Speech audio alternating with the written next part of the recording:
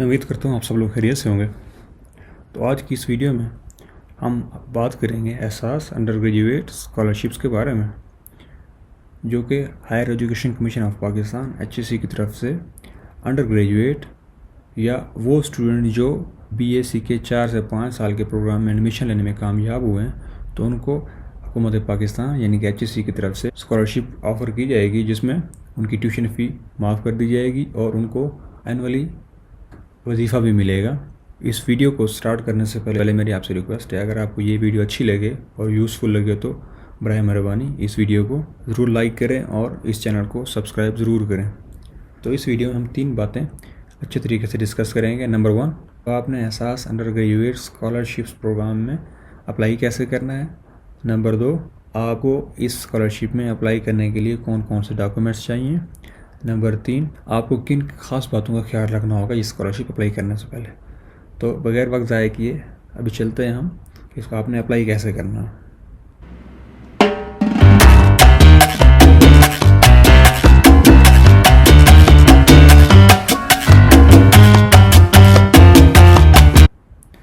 तो सबसे पहले आप गूगल पे जाएंगे और वहाँ पे HEC पाकिस्तान लिखेंगे। उसके बाद आपने HEC यानी कि higher education commission of Pakistan पे क्लिक कर देना है। क्लिक करने के बाद इसका मेन पेज आपके सामने खुल जाएगा। उस मेन पेज में खुल जाने के बाद आपने ये चौथे नंबर पे जो स्कॉलरशिप्स का ऑप्शन है, उसमें आपने नेशनल स्कॉलरशिप्स पे क्लिक कर देना है। इस पर क्लिक करने के बाद आपके पास जितने भी सारे नेशनल स्कॉलरशिप्स हैं उनकी लिस्ट खुल जाएगी। तो आपने यहाँ पे नीचे चले जाना है। यहाँ पे आपने गौर करना है, यहाँ पे एहसास अंडर ग्रेजुएट स्कॉलरशिप्स प्रोग्राम का ऑप्शन, इसको आप क्लिक करेंगे।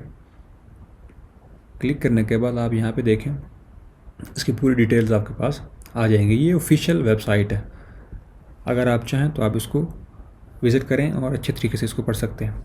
तो इस स्कॉलरशिप में अप्लाई करने से पहले मेरी आपसे रिक्वेस्ट है कि आप जितने भी ये सेक्शन हैं, introduction, objective, eligibility criteria, how to apply, scholarship award process, सब आप अच्छे तरीके से पढ़ लें ताकि आपका जहन क्लियर हो जाए, आपको किसी भी किस्म का शक व शुबा ना रहे।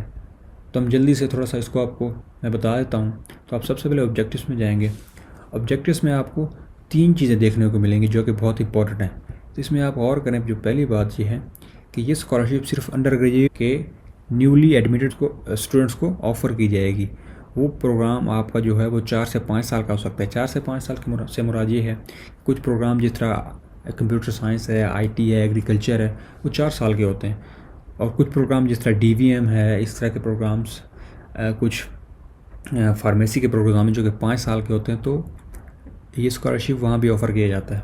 तो याद रखना है 4 से 5 साल का आपका प्रोग्राम होना चाहिए। दूसरी बात जो इसमें इम्पॉर्टेंट है वो ये है कि हुकूमत पाकिस्तान हर साल 50,000 अंडर ग्रेजुएट स्कॉलरशिप एहसास स्कॉलरशिप प्रोग्राम के अंडर आपको ऑफ़र करेगी हर साल पाकिस्तानी स्टूडेंट्स के लिए जो कि BSc में एडमिशन लेंगे। तीसरी बात है, इसमें आप देखें फ़ीमेल के लिए 50% स्कॉलरशिप्स मुख्तर कर दिए गए हैं। मिसाल के तौर पर अगर आपको मसाइल हैं, आपकी सिस्टर्स, आपकी वाइफ, कोई भी जो है आपकी बहन, वो पढ़ना चाहते हैं लेकिन फाइनेंशियली आपके पास इतने रिसोर्सेज नहीं हैं, तो आप परेशान ना हो, आप उनको एडमिशन दिलाएं, आपको स्कॉलरशिप मिल जाएगा। इसके अलावा जो दूसरी बात है, इसमें जो मज़दूर स्टूडेंट्स हैं उनके लिए भी 2% कोटा रखा गया है। इसका मतलब ये है, अगर आपके पास किसी यूनिवर्सिटी के पास 100 सीटें, स्कॉलरशिप की 50 सीटें फ़ीमेल के लिए होंगी और 2 सीटें जो है ना 100 में से वो मज़दूर अफराद के लिए। अगले सेक्शन में अगर आप जाएंगे तो एलिजिबिलिटी क्राइटेरिया है। तो आपने अपना एलिजिबिलिटी क्राइटेरिया चेक कर लेना है कि आप वाकई इस पर अप्लाई करने के काबिल हैं कि नहीं। तो आप सबसे देख लें, आपने नया एडमिशन लिया हो, आप पुराने स्टूडेंट ना हो यूनिवर्सिटी में। नंबर 2, कि आपको मेरिट पे एडमिशन मिला हो। सेल्फ फाइनेंस के स्टूडेंट इसमें अप्लाई नहीं कर सकते। मेरिट पे जिसने एडमिशन लिया है उनको ये स्कॉलरशिप मिलेगा। और जो डिग्री आप कर रहे हो वो HEC से रिकगनाइज्ड हो, क्योंकि बहुत सारे प्राइवेट यूनिवर्सिटीज़ में डिग्री रिकगनाइज नहीं होती, आपको ख्याल रखना है। तो एज लिमिट जो है ना वो आपकी यूनिवर्सिटी ही डिसाइड करेगी जिसमें आप पढ़ रहे हैं। वो 30 साल भी कर सकती है, वो 25 साल भी रखा सकती है, वो 18 साल भी रख सकती है, वो 20 साल भी रख सकती है। तो ये आपकी यूनिवर्सिटी ही डिसाइड करेगी कि उसने अपनी यूनिवर्सिटी में अपने स्टूडेंट्स के लिए कितनी एज लिमिट रखनी है। तो इसके बाद आपके पास इनएलिजिबिलिटी कंडीशन है। अगर आप कोई और स्कॉलरशिप ले रहे हैं तो आप इस स्कॉलरशिप पे अप्लाई नहीं कर सकते। दूसरी बात, हम एक बार यूनिवर्सिटी में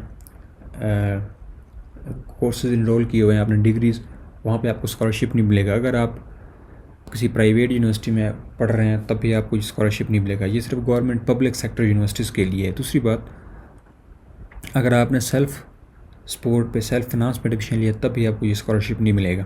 उसके बाद आप देखें आपने अप्लाई कैसे करना है, तो बहुत सिंपल है। हाउ टू अप्लाई पे क्लिक करने के बाद जिस पे आपने क्लिक करना है और सब कुछ आपके पास आता जाएगा और आपने उसको अप्लाई करते जाना है। अब अगली बात सपोर्टिंग डॉक्यूमेंट्स, आपने सपोर्टिंग डॉक्यूमेंट्स पे क्लिक करना है कि आपको डॉक्यूमेंट्स कौन कौन से चाहिए। नंबर 1 आपको CNIC, अगर आप जब आपने एडमिशन लिया और आपकी उम्र 18 साल है तो आपके पास लाजमी सी बात है CNIC होगा, तो उसकी कॉपी आप जमा कराएंगे। अपनी एप्लीकेशन, ऑनलाइन एप्लीकेशन जमा कराने के बाद आप उस एप्लीकेशन के साथ अपना CNIC जमा कराएंगे। अगर आपका CNIC नहीं बना हुआ, ID कार्ड नहीं बनाया हुआ, तो आप क्या करेंगे, अपना बेफार्म की कॉपी जो है ना साथ अटैच कर देंगे। उसके साथ अपने वाले साहब की, वालदा की, या वो बंदा जो आप उस स्टडी में सपोर्ट कर रहे हैं उसकी ID कार्ड की कॉपी आप साथ अटैच कर देंगे। अगर आपके वालिद साहब किसी गवर्नमेंट या किसी भी इदारे में मुलाजिम है तो आप उनकी इनकम सर्टिफिकेट या सैलरी स्लिप आप उसकी कॉपी जो है ना वो साथ जमा कराएंगे। दूसरी बात, अगर आपके वालिद साहब डेली बेस पे मजदूरी करते हैं तो आप एक 50 रुपये का स्टैम्प पेपर लिख के आप अपनी एप्लीकेशन के साथ वो जमा करवा देंगे। बिजली के जो भी पुराने छः महीने के बिल्स होंगे वो अपने साथ उनकी कॉपीज़ जो है ना जमा करवानी है। और अगर आप किसी भी किराए के मकान में रह रहे हैं तो वहाँ पे आप मालिक मकान के साथ जो आपका एग्रीमेंट हुआ है, या किसी भी जगह यहाँ पे आप अगर फ्लैट में रह रहे हैं तो वहाँ पे उसकी कॉपी आप, रेंट एग्रीमेंट की कॉपी आप साथ अटैच करेंगे।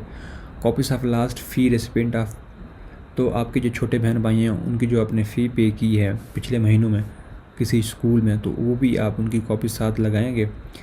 मेडिकल बिल्स, अगर आप कोई मसला हुआ है मेडिकली तो और आपने क्या किया है, कुछ खर्च किया है मेडिकल के तौर पे, तो आप उसकी भी कॉपी साथ जमा करा देंगे। एक पासपोर्ट साइज़ फ़ोटोग्राफ वो भी आप जमा करा देंगे। और आपने picture of house from outside, वो आपने घर की आपने सामने फ्रंट से जो है ना पिक्चर लेनी है, वो भी आपने साथ यहाँ पे जमा करवानी है।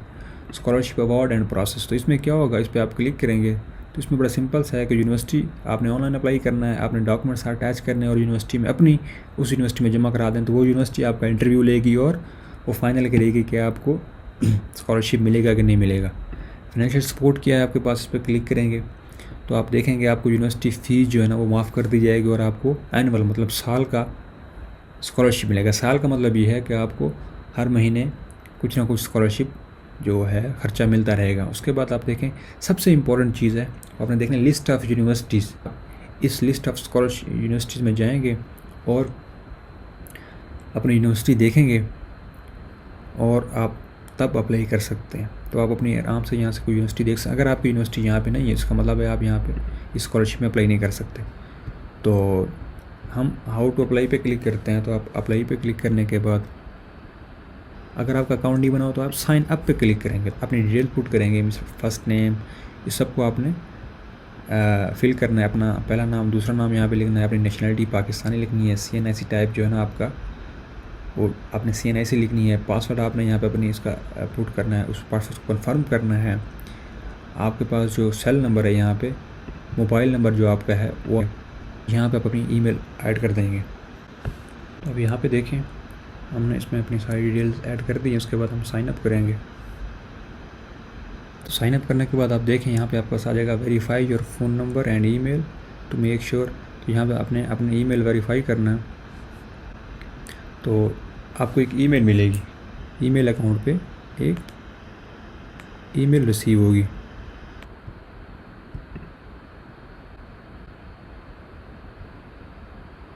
तो जैसे आप वेरीफाई करने के बाद आप देखेंगे कि यहाँ पे वेबसाइट में sas.hc.gov.pk। अब यहाँ पे देखें आपके पास क्या आ जाएगा, आपका नाम, यहाँ पे आपका अकाउंट आ जाएगा। तो याद रखें यहाँ से कोई भी आपको मसला हो तो यहाँ पे आप क्लिक कर सकते हैं, ऑनलाइन आपको हेल्प मिलेगी। तो अपनी ईमेल और मोबाइल नंबर वेरीफाई करने के बाद आपको इस पेज पे ले आएगा।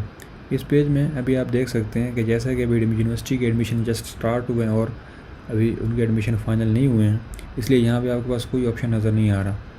तो जैसे यूनिवर्सिटी के एडमिशन ख़त्म हो जाएंगे और एडमिशन कन्फर्म हो जाएंगे स्टूडेंट्स के और आप यूनिवर्सिटी में जाएंगे तो आपके पास यहाँ पे ऑनलाइन एप्लीकेशन जो है ना अपेयर हो जाएगी, जिसमें आपको कुछ डिटेल्स मांगी जाएंगी, आपका नाम, आपकी डिटेल्स, आपके नंबर्स वगैरह। तो वो आप यहाँ पे सिंपली पुट करेंगे। पुट करने के बाद आप उसको सेव कर लेंगे, उस एप्लीकेशन को डाउनलोड कर लेंगे। यहाँ से डाउनलोड करने के बाद आपने वो डॉक्यूमेंट्स आपने साथ अटैच कर देने हैं। वो डॉक्यूमेंट्स जो भी हमने पीछे बताए थे,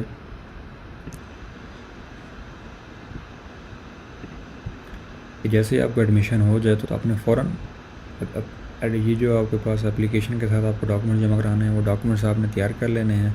डॉक्यूमेंट्स तैयार करने के बाद आपने यहाँ पे जैसे ही आपकी उस यूनिवर्सिटी में एहसास स्कॉलरशिप का अनाउंस हो तो आप फ़ौरन से अप्लाई कर दें। स्टूडेंट अफेयर्स और स्कॉलरशिप डिपार्टमेंट में आप अपनी एप्लीकेशन जमा करवा दें। तो मेरी आपसे रिक्वेस्ट है कि आप इस चैनल को सब्सक्राइब करें, ताकि आपको फ्यूचर में स्कॉलरशिप्स और इससे रिलेटेड प्रोसेस के बारे में आपको वीडियोज़ मिलते रहें। आपका बहुत शुक्रिया।